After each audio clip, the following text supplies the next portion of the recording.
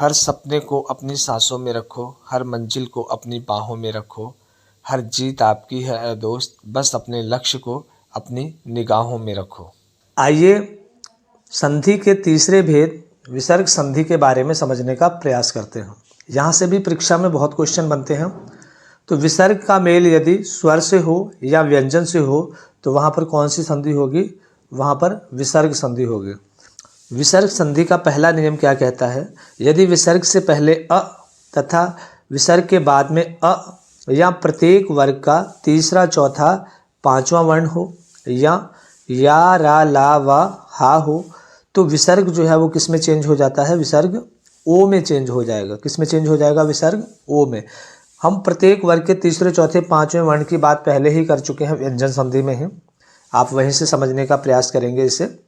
आइए उदाहरण समझने का प्रयास करते हैं। पहला उदाहरण है आपका मनः प्लस अनुकूल। तो यहाँ पर अगर हम ध्यान दें तो ना विसर्ग से पहले ना लिखा हुआ है, तो ना में क्या छिपा हुआ है? आपका आ छिपा हुआ है। कई बार बात बता चुके हैं। तो ना में क्या है? आपका आ। तो विसर्ग से पहले आ है और विसर्ग के बाद भी क्या है? आपका आ है।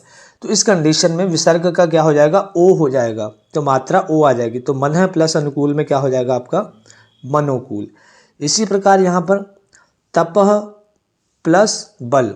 तो यहाँ पर क्या हो रहा है? आपका विसर्ग से पहले क्या है? आपका यहाँ पर आ है और इसका बा से मेल हो रहा है। पा, फा, बा, यानी कि पा वर्ग का तीसरा वर्ण है ये, तो बा से मेल होगा। इस कंडीशन में क्या हो जाएगा? विसर्ग का ओ हो जाएगा। तो तपः प्लस बल का क्या हो जाएगा? तपोबल। आइए तीसरा एग्जाम्पल समझने का प्रयास करते हैं। अधः प्लस गति। तो धा में क्या छिपा हुआ है? आपका आ छिपा हुआ है और इसका मेल क्या हो रहा है? का वर्ग के तीसरे वर्ण से हो रहा है, गा से हो रहा है। तो विसर्ग किस में चेंज हो जाएगा? ओ में। तो ये हो जाएगा आपका अधः प्लस गति का क्या हो जाएगा? अधोगति। नेक्स्ट एग्जाम्पल देखते हैं। मनः प्लस योग। तो यहाँ पर अंतस्थ व्यंजन से इसका जो हो रहा है मेल हो रहा है यहाँ पर। तो ना से पहले ना में क्या छिपा है? आपका आ छिपा है। तो आ का मेल किससे हो रहा है? आपका या से हो रहा है। तो विसर्ग किस में चेंज हो जाएगा? ओ में। तो नियम आपका क्या कहता है कि यदि विसर्ग से पहले आ हो और बाद में अंतस्थ हो, प्रत्येक वर्ग का तीसरा, चौथा, पांचवा वर्ण हो तो विसर्ग किस में चेंज हो जाएगा? आपका ओ में चेंज हो जाएगा। तो यहाँ पर मनः प्लस योग का क्या हो गया? आपका मनोयोग। फिर है आपका व्यय प्लस व्रत। तो यहाँ पर आपका या में क्या छिपा है? आपका आ छिपा है। तो आ का मेल किससे हो रहा है? वा से हो रहा है, अंतस्थ व्यंजन से हो रहा है। तो विसर्ग किस में चेंज हो जाएगा? ओ में। तो ये हो गया आपका व्योवृद्ध। फिर इसी प्रकार से मनः प्लस रथ। तो यहाँ पर आ का मेल किससे हो रहा है? रा से, अंतस्थ व्यंजन से हो रहा है। तो विसर्ग किस में चेंज हो जाएगा? ओ में चेंज हो जाएगा। मनः प्लस रथ का क्या हो जाएगा? आपका मनोरथ। इसी प्रकार मनः प्लस हार। तो हा से मेल हो रहा है किसका? आ का मेल आहा से हो रहा है, ना में आ छिपा है। तो ये हो जाएगा आपका मनोहार। यहाँ पर कुछ अपवाद भी दिए हुए हैं इसके। अगर पुनः और अंत शब्द पहले आ रहे हैं तो विसर्ग किस में चेंज हो जाता है? रा में। ओ में चेंज ना होकर के किस में चेंज हो जाएगा? रा में हो जाएगा। जैसे पुनः प्लस मुद्रण। तो जब इसमें मेल होता है तो क्या हो जाएगा? पुनर्मुद्रण हो जाएगा यहाँ पर। तो पुनर्मुद्रण में क्या हो गया? आपका विसर्ग रा में चेंज हो गया। इसी प्रकार यदि अंतः धान लिखा हुआ है तो क्या हो जाएगा? अंतर्धान हो जाएगा। तो इस प्रकार से ये भी आपका किस में चेंज हो गया? रा में। पुनः प्लस जन्म। तो ये हो गया आपका पुनर्जन्म। ये कुछ अपवाद हैं, इसको आप इसी तरीके से एग्जाम में इसकी संधि करेंगे। यहाँ पर वो नियम लागू नहीं होता जिसकी हमने ऊपर चर्चा की है। केवल पुनः और अंतः शब्द जब पहले लगा होगा, इसका मेल होने पर क्या हो जाएगा? विसर्ग जो है वो रा में चेंज हो जाएगा। विसर्ग संधि का दूसरा नियम क्या कहता है? दूसरा नियम ये कहता है कि विसर्ग से पहले यदि अ और आ को छोड़कर, यानी कि इन दो स्वरों को छोड़ करके कोई दूसरा स्वर हो, दूसरे स्वर जितने भी हैं हमारे 11 स्वर है, 11 स्वरों में से इन दो को छोड़ करके जो अन्य स्वर होगा यदि कोई भी, क्या हो सकता है? वो ई हो सकता है, उ हो सकता है, ए, ऐ, ओ, औ। अगर इनमें से कोई भी स्वर है और उसका मेल जो है आ, उ और उ से हो रहा है या प्रत्येक वर्ग के तीसरे, चौथे और पांचवें वर्ण से हो रहा है या अंतस्थ से हो रहा है, अंतस्थ व्यंजन जो है उनसे हो रहा है, या, रा, ला, वा से हो रहा है, तो विसर्ग जो है वो किस में बदल जाएगा? विसर्ग बदल जाएगा आपका रा में। देखते हैं एग्जाम्पल। निह प्लस आशा। तो यहाँ पर विसर्ग से पहले क्या है आपका ई है और इसका मेल किससे हो रहा है आपका आ से हो रहा है। तो आ से मेल होने पर क्या हो जाएगा, ये विसर्ग जो है रा में चेंज हो जाएगा। तो ये हो गया आपका निराशा। दूसरा उदाहरण देखते हैं, निह प्लस धन। तो यहाँ विसर्ग से पहले क्या है आपका, यहाँ पर भी क्या है आपकी ई है। ई का मेल किससे हो रहा है आपका धा से हो रहा है। तो ता वर्ग का तीसरा वर्ण है ये, ता ता ता था धा। तो तीसरे वर्ण से हो रहा है तो विसर्ग किस में चेंज हो जाएगा रा में। तो ये हो गया आपका निर्धन। नेक्स्ट एग्जाम्पल देखते हैं, निह प्लस बल। तो यहाँ पर भी ई है आपका। ई का मेल किससे हो रहा है बा से हो रहा है। पा वर्ग के तीसरे वर्ण से हो रहा है, पा फा बा। तो विसर्ग किस में चेंज हो जाएगा रा में चेंज हो जाएगा। तो निह प्लस बल का क्या हो जाएगा निर्बल। इसी प्रकार वेरी इंपॉर्टेंट एग्जाम्पल बहुत पूछा जाता है एग्जाम में, आशी प्लस वाद। यहाँ पर विसर्ग लगा हुआ है आशी के पीछे। तो यहाँ पर क्या होगा वाद, यानी कि अंतस्थ व्यंजन से हो रहा है, या रा ला वा से हो रहा है, अंतस्थ व्यंजन से मेल हो रहा है। और इससे पहले क्या है आपका विसर्ग से पहले है आपका ई। आ और आ नहीं होना चाहिए विसर्ग से पहले। तो ई है यहाँ पर, ई का मेल किससे हो रहा है वा से हो रहा है। तो रा में चेंज हो जाएगा विसर्ग। तो ये हो जाएगा आपका आशीर्वाद। इसी प्रकार नेक्स्ट एग्जाम्पल है आपका दुह प्लस बल। तो यहाँ पर उ जो है उ का मेल किससे हो रहा है बा से हो रहा है, पा वर्ग के तीसरे वर्ण से हो रहा है। तो विसर्ग किस में चेंज हो जाएगा रा में चेंज हो जाएगा। ये हो गया आपका दुर्बल। नेक्स्ट एग्जाम्पल में देखते हैं, निह प्लस धारण। तो यहाँ पर ई का जो मेल है किससे हो रहा है ता वर्ग के तीसरे वर्ण से हो रहा है, ता था धा। तो तीसरे वर्ण से हो रहा है तो विसर्ग किस में चेंज हो जाएगा रा में चेंज हो जाएगा। तो निह प्लस धारण का क्या हो जाएगा निर्धारण। दुह प्लस उपयोग। तो यहाँ पर उ का मेल जो है आपका स्वर से हो रहा है, ऊ से हो रहा है। तो यहाँ पर क्या हो जाएगा रा में चेंज हो जाएगा विसर्ग। तो ये क्या हो जाएगा आपका दुरुपयोग। तो नेक्स्ट एग्जाम्पल देखते हैं, बही प्लस मुखी।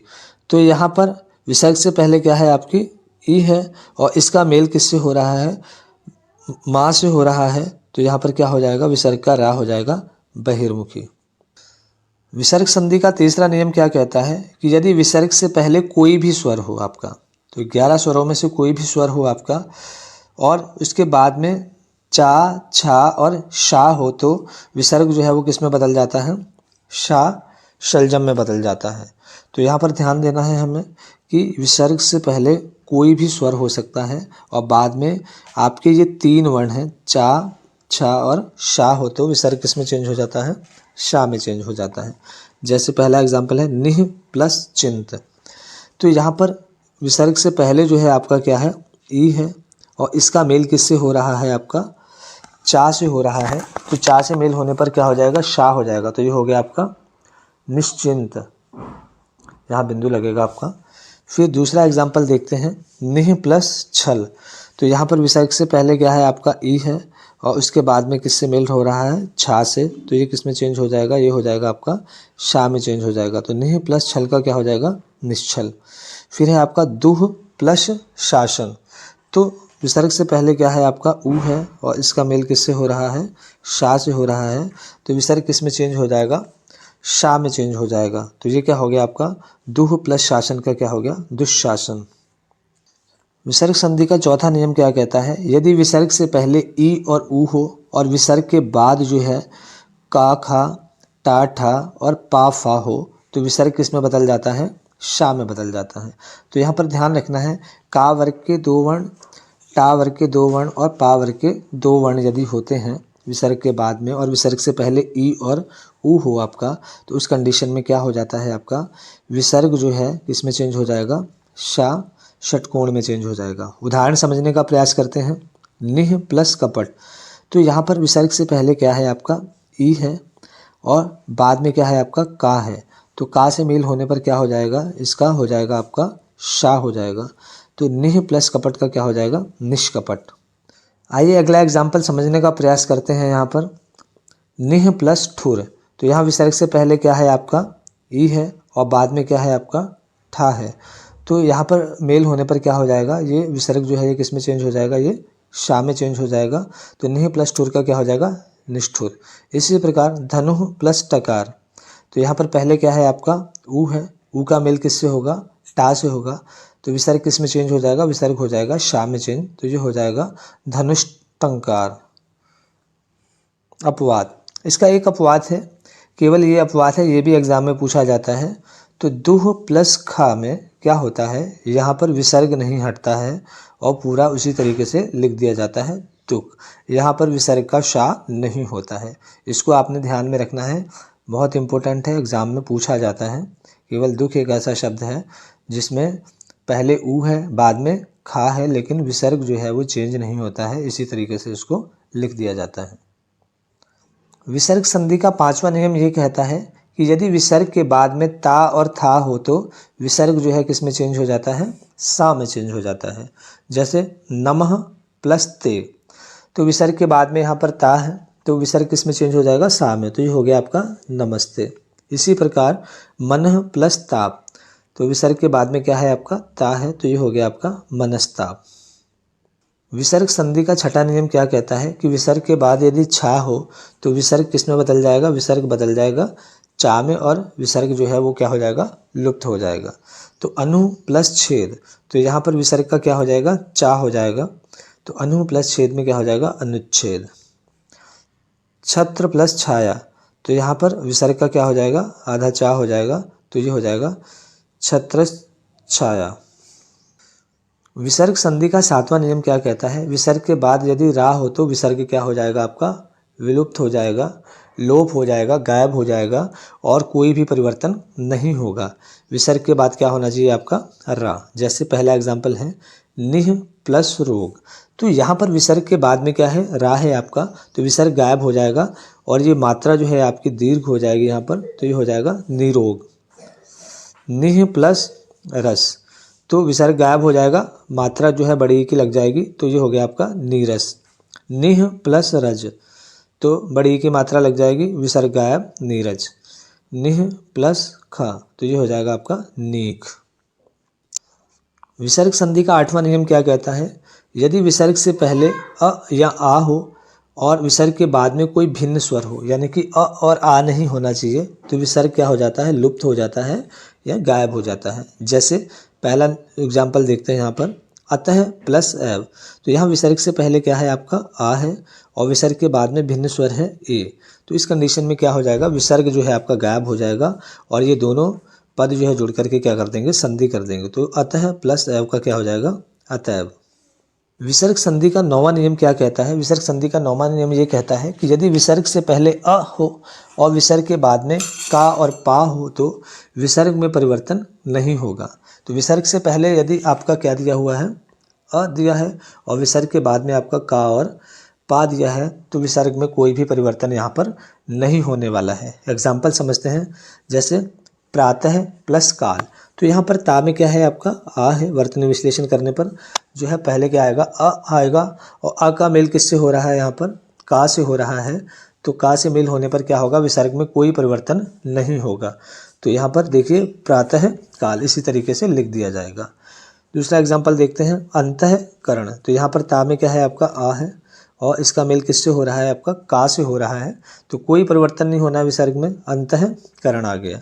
इसी प्रकार से आपका यहाँ पर तीसरा उदाहरण देखते हैं अंतः प्लस पुर, तो यहाँ पर क्या है आपका आ है, आ का मेल किससे हो रहा है, पा से हो रहा है, तो कोई परिवर्तन नहीं होना, क्या हो गया आपका अंतःपुर।